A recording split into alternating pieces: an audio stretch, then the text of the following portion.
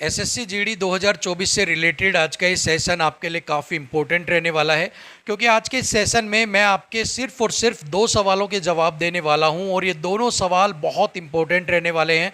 क्योंकि कहते हैं ना, चिंता चिता के समान है। अगर किसी चीज़ का जवाब आपको नहीं मिलता है तो आप दिन रात उस चीज़ के बारे में सोचते रहते हैं और इसी से आपकी एनर्जी लॉस होती है, आपकी एनर्जी डाउन हो जाती है, क्योंकि सोचने में भी एनर्जी लगती है।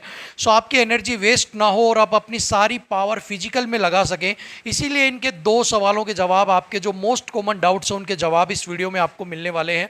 सबसे पहला सवाल है कि क्या एसएससी जीडी भर्ती का भी हाल अग्निवीर जैसा होने वाला है। अब इससे पहले एक और बड़ा सवाल उठता है कि आखिर में कैंडिडेट्स के मन में ये सवाल आया कहाँ से। तो देखिए, 25 मई को अजीत डोभाल जो हैं वो बीएसएफ के किसी प्रोग्राम के अंदर गए हुए थे। सो इन्होंने वहाँ पर एक स्टेटमेंट दी जिसको द हिंदू में एक आर्टिकल के रूप में छापा गया। उसके अंदर अजीत डोभाल जी ने कहा था कि जितनी भी फोर्सेज सीएपीएफ के अंडर आती हैं, BSF, CRPF, CISF, ITBP, Assam rifles, इनका जो ट्रेनिंग का प्रोग्राम है वो एक जैसा होना चाहिए। जैसे कि हमारी अदर फोर्सेज हैं उनके प्रोग्राम एक जैसे चलते हैं, वैसे ही जो अर्धसैनिक बल हैं इनकी भी जब ट्रेनिंग करवाई जाए तो इनकी भी ट्रेनिंग एक जैसे पैटर्न के ऊपर होनी चाहिए।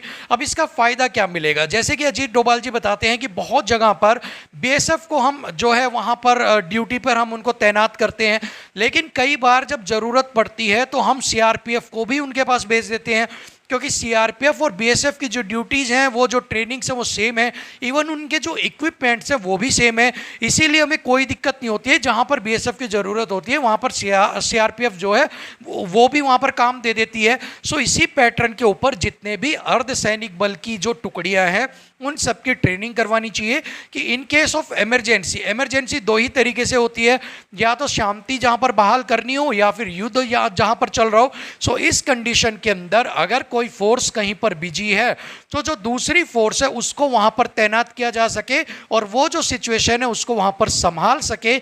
इसीलिए उन्होंने एक सजेशन दिया है। ये उन्होंने कोई रूल नहीं बनाया, कोई रेगुलेशन नहीं बनाया है कि आपका जो है ये करना ही करना है। इन्होंने सिर्फ एक सजेशन दिया है कि आप ऐसा भी कर सकते हैं। इससे आपको एक वैरायटी मिलेगी कि मान लो बीएसएफ को आपने बॉर्डर के ऊपर तैनात कर रखा है पाकिस्तान के ऊपर, और आपके कहीं पर अपनी होम बॉर्डर्स के ऊपर अगर आपको कहीं पर कोई दिक्कत आ जाती है तो जरूरी नहीं है कि वहां पर बीएसएफ को भेजा जाए। वहां पर सीआरपीएफ जा सकती है, आईटीबीपी जा सकती है, असम राइफल भी जा सकती है, अगर उनकी ट्रेनिंग बीएसएफ के अकॉर्डिंग हो रखी होगी, या बीएसएफ का जो ट्रेनिंग प्रोसीजर है वही बाकी जो फोर्सेज हैं या सीआरपीएफ का जो है वो बाकी फोर्सेज ने भी वहां पर फॉलो कर रखा होगा। ठीक है।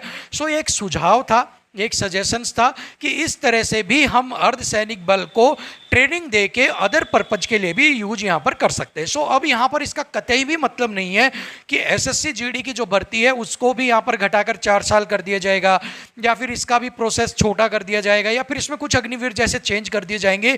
इवन अगर आपको मैं बताऊं कि अग्निवीर जो है वो अभी खुद भी संशय के घेरे में है। अग्निवीर को कोई बहुत अच्छी भर्ती नहीं बताता है कि इसके अंदर सारी चीज़ें बहुत अच्छी हो रखी है। ठीक है, मैं नौकरी के पर्पज से बात नहीं कर रहा हूँ कि अच्छी नहीं है, मैं पर्पज इससे कर रहा हूँ जो पॉलिसीज यूज हुई हैं 4 साल की यूज हुई हैं, उसके बाद जो और इसके अंदर जो रूल्स एंड रेगुलेशन है यहाँ पर उनकी बात चल रही है, उसके अंदर भी अभी सुधार की बहुत गुंजाइश है। सो जब अभी अग्निवीर ही अपने आप में कंप्लीट नहीं है तो क्या एसएससी जीडी को किसी एक ऐसी चीज़ के जैसे बनाया जा सकता है जो अपने आप में ही जिसके अंदर बहुत सारी खामियां हैं। सो आप इस चीज़ से बेफिक्र रहिएगा। अग्निवीर जैसा हालात जो है वो कभी भी अर्धसैनिक बल का नहीं बनने वाला है, ना आज, ना कल और ना आने वाले किसी भी फ्यूचर के अंदर। ठीक है। अब सेकंड बड़ा सवाल यहाँ पर है कि अग्निवीर का रिजल्ट निकाल दिया गया, लेकिन एसएससी जीडी का रिजल्ट कब आएगा? तो देखिए, वो कहते हैं ना, एक दिन है तो एक रात है। तो कभी भी किसी भी चीज को आप ये मत सोचिएगा कि अग्निवीर जो है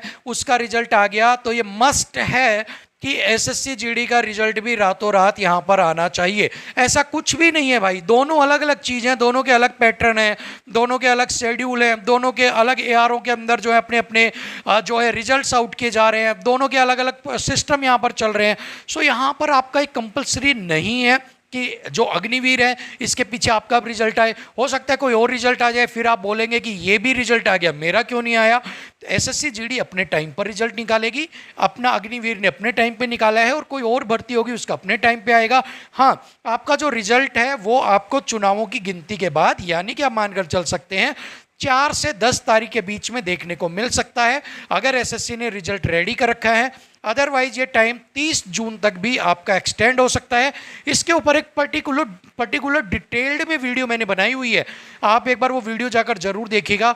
आपके फिजिकल या फिर रिजल्ट से लेकर सारे डाउट उस वीडियो में क्लियर हो जाएंगे। सो एक बार वो वीडियो आप जरूर जाकर देखना कि रिजल्ट आपका सून एंड फिजिकल में अभी 60+ टाइम और लगेगा, ये थंबनेल आपको दिख जाएगा।